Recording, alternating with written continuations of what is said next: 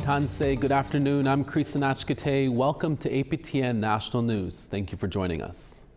Search the landfill became a big topic in the city of Winnipeg over the past couple of years. An encampment that started in response to Winnipeg police not searching a landfill for the remains of 2 First Nations women will now soon come down. And the filing of a human rights complaint is also underway regarding that same landfill search. With more, here's T.R. Wheatley. Camp Morgan, on its 2nd anniversary from when it first began, will put its fire out and shut down for good.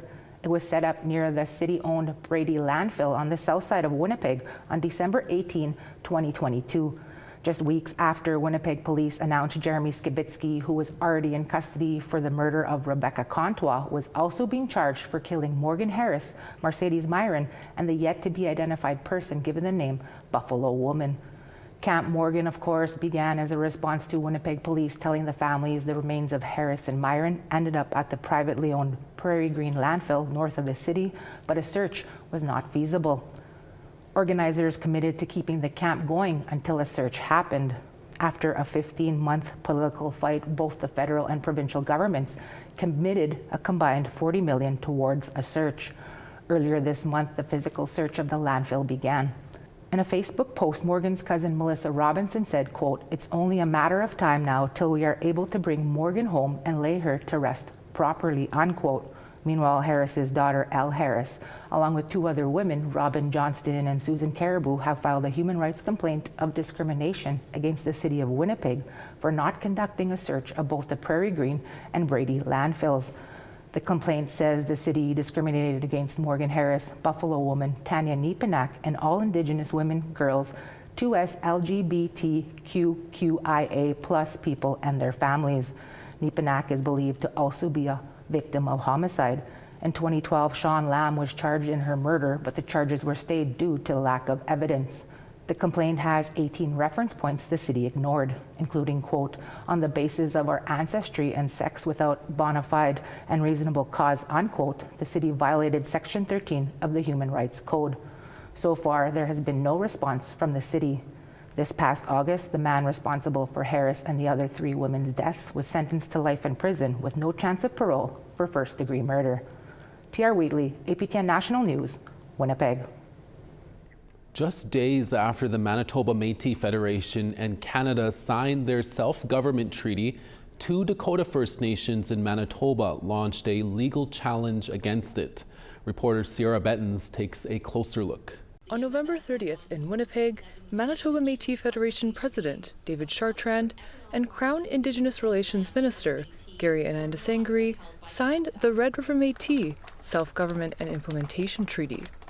It recognizes the MMF as a government of the Red River Métis and affirms its internal lawmaking powers for its citizenship. This treaty sets the stone solid. It carves the pathway to ensure and enshrine that our government will be recognized. I am not a group. I am not an organization. I'm not an advocacy group. I am a government. And that's what they need to understand. However, on December 2nd, the Dakota Teepee and Chinoopookpa First Nations filed an injunction against it. The MMF and the Attorney General of Canada are named as respondents. The Dakotas argue that the treaty is constitutionally invalid and that Canada and the Red River Métis failed to consult them. They demand an injunction prohibiting the MMF from making land and resource claims without consulting them. In a phone interview with APTN, Dakota Teepee Chief Dennis Pache said the injunction asserts their rights. Not any animosity or anything, it's just that the government is neglecting Dakota people. They did give us an apology July 15th of this year, but they've refused to meet with us or are not wanting to work with us to implement what that means.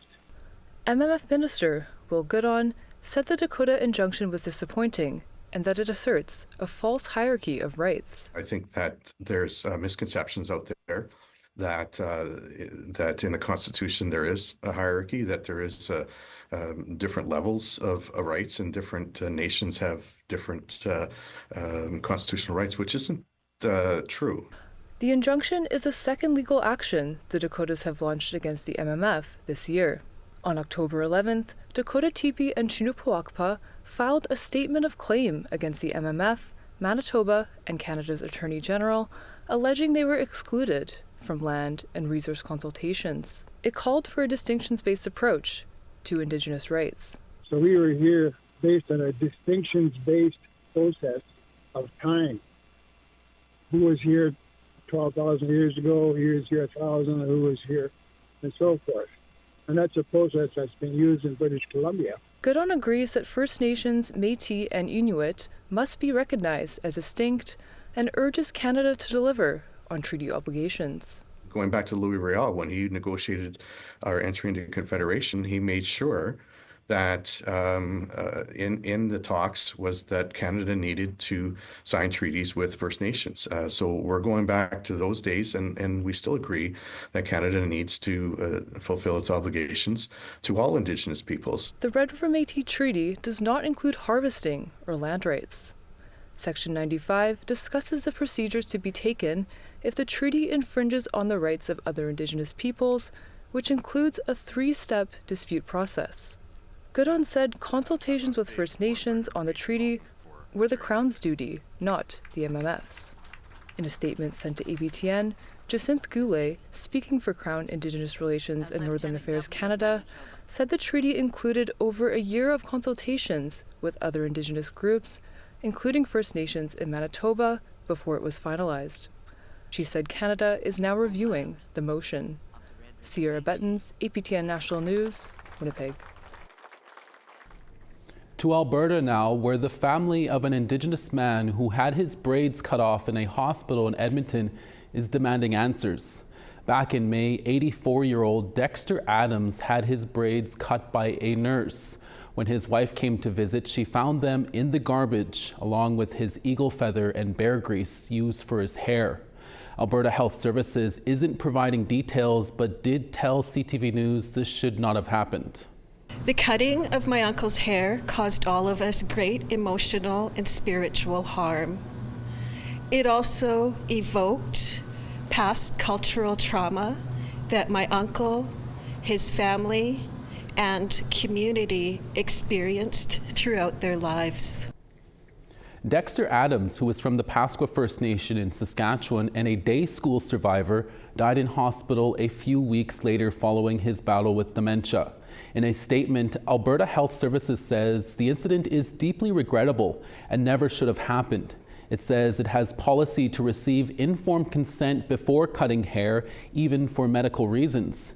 It has since held 3 in-person staff sessions at the hospital about the cultural significance of hair for Indigenous peoples and has added that information to its internal website. The health minister says she is extremely concerned about this case and is committed to work with the Indigenous communities to ensure respectful, high quality, and culturally appropriate care. Some members of the Piikani Nation in southern Alberta walked in a protest on Monday against the proposed opening of a new thermal coal mine.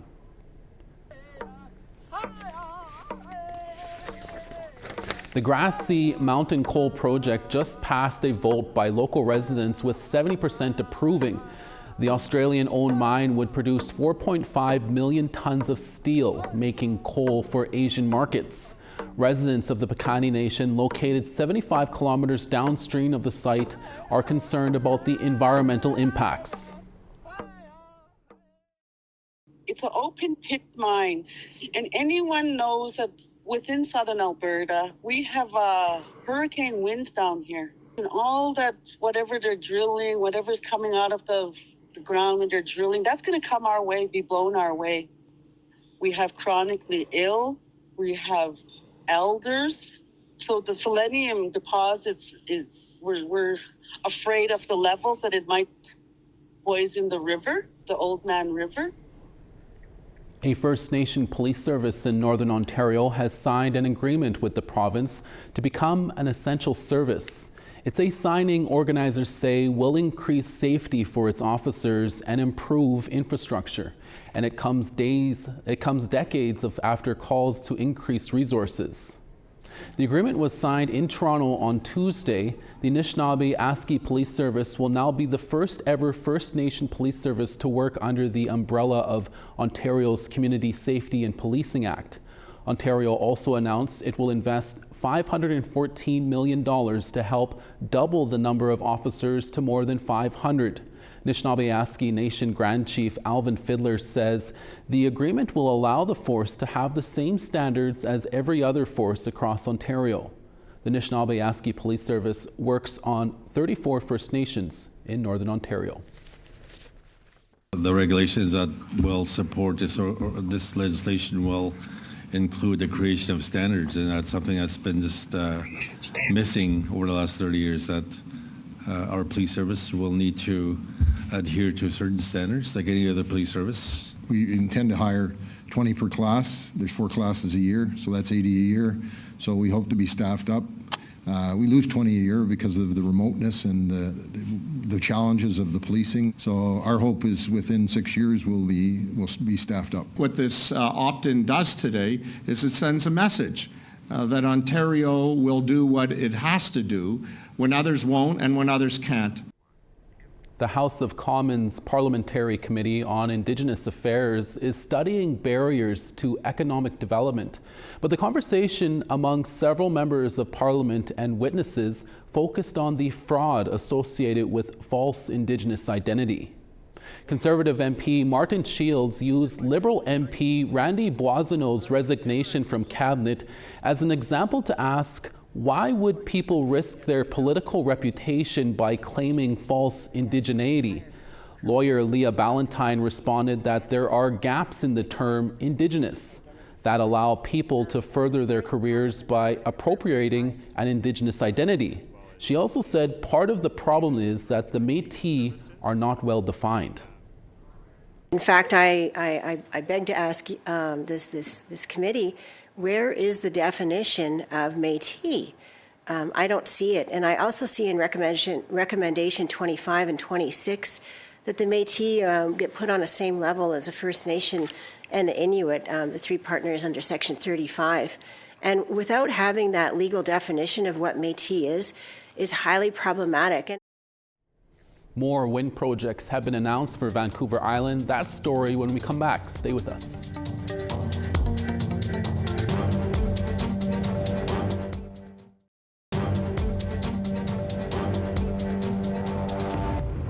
Welcome back.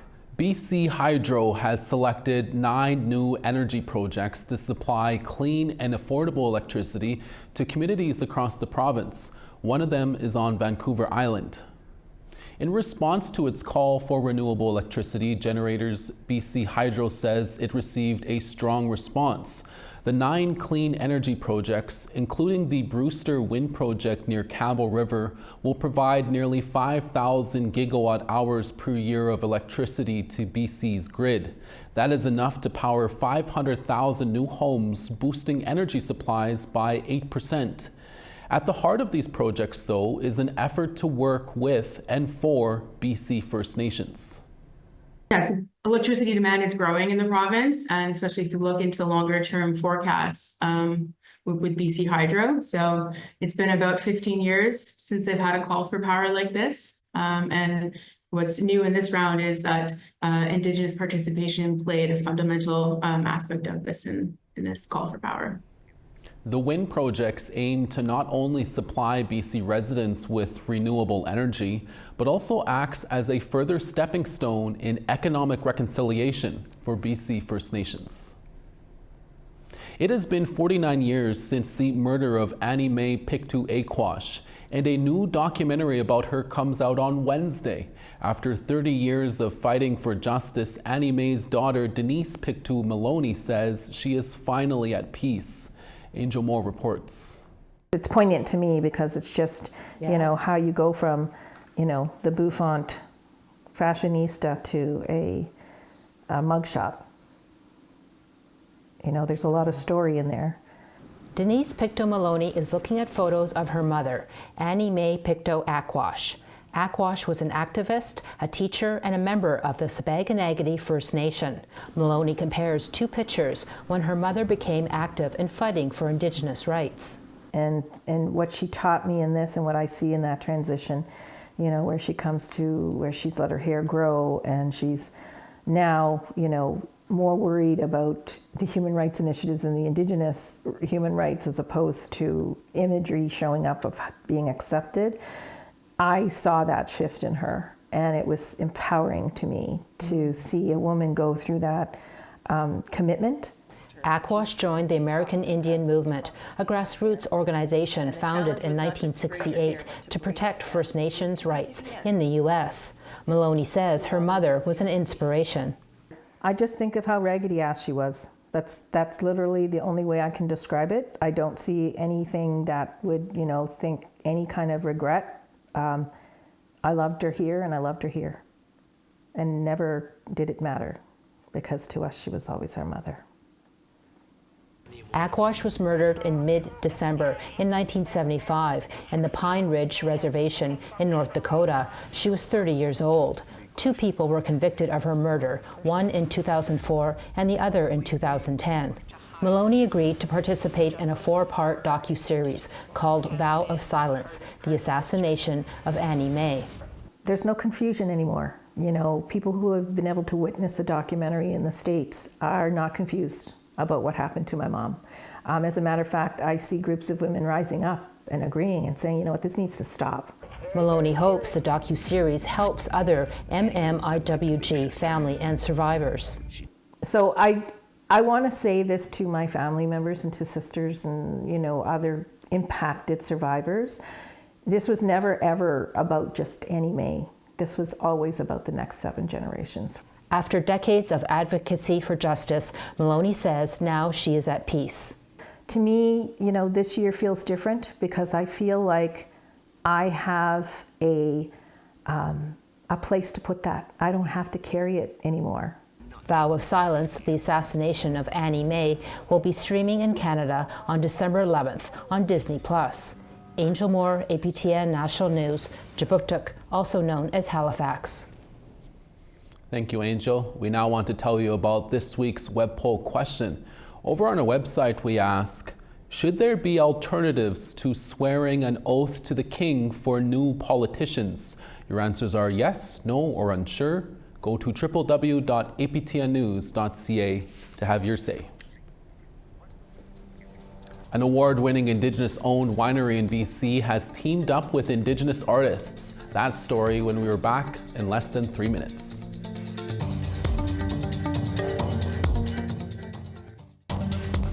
Starting on the east, St. John's 4, Charlottetown 5. Happy Valley Goose Bay -11, Cartwright -8. Gaspé 3, Saguenay 1. Ottawa 2, Sarnia 8. -12 in Wawa, Thunder Bay -12 as well. -22 in Churchill, Norway House -32. -27 in Gimli, -30 in Dauphin. -23 in Regina, Saskatoon partly cloudy and -22. Buffalo Narrows, sun in -29, Stony Rapids -39. -20 in Fort Chippewa, high level -11. 0 in Calgary, Lethbridge -3. 1 in Kamloops, Bella Coola 3. Smithers -1, Fort Nelson -12. -13 in Watson Lake, Dawson -9.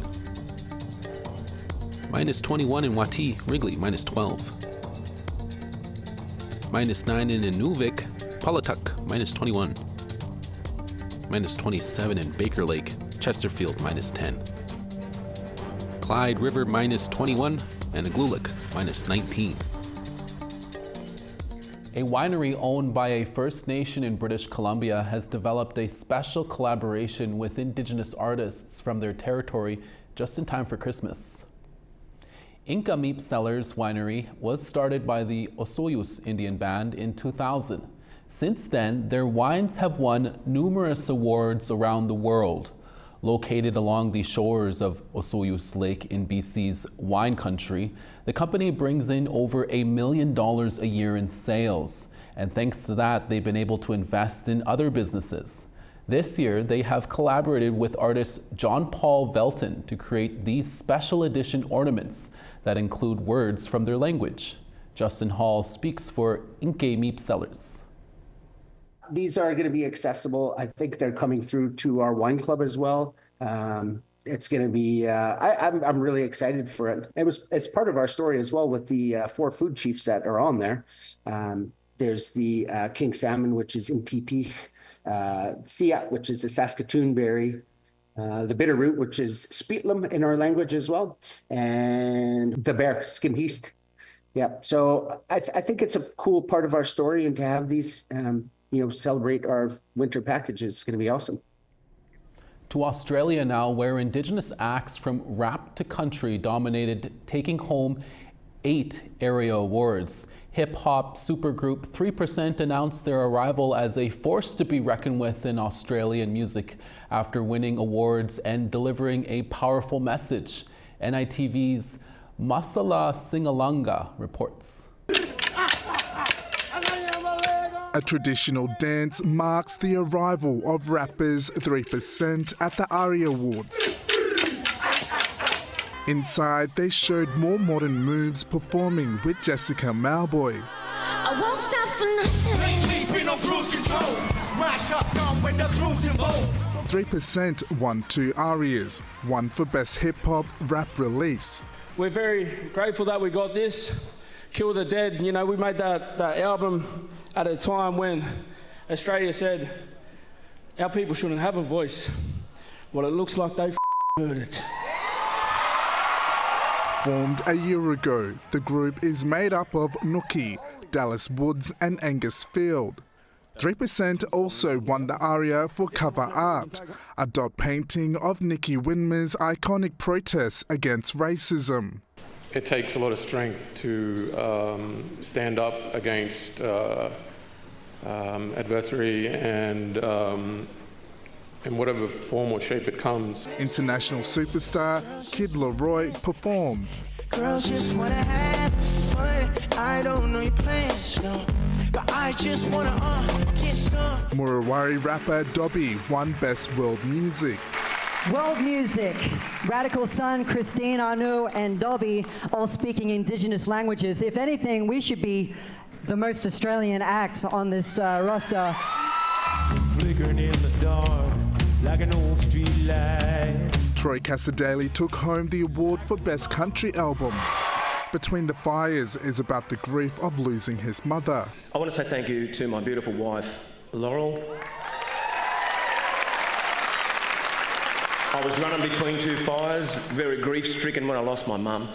And she kept that fire burning in Brisbane while I went down and sorted myself out with sorry business. Emily Watamara won her first ARIA for the Best Adult Contemporary Album. The songwriting dates back to my high school years. Wow. And, it's a big, big record, but it's the proudest thing I've ever achieved. Budjera accepted an ARIA for Best Original Soundtrack on behalf of himself and Electric Fields, Jessica Malboy, Maisha and King Stingray. Music is such a special way to tell a story.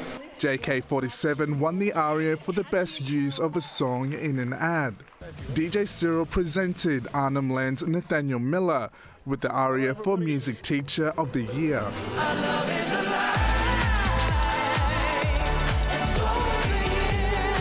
A night that showcased First Nations performers and their strong messages. Marcella Sinalanga.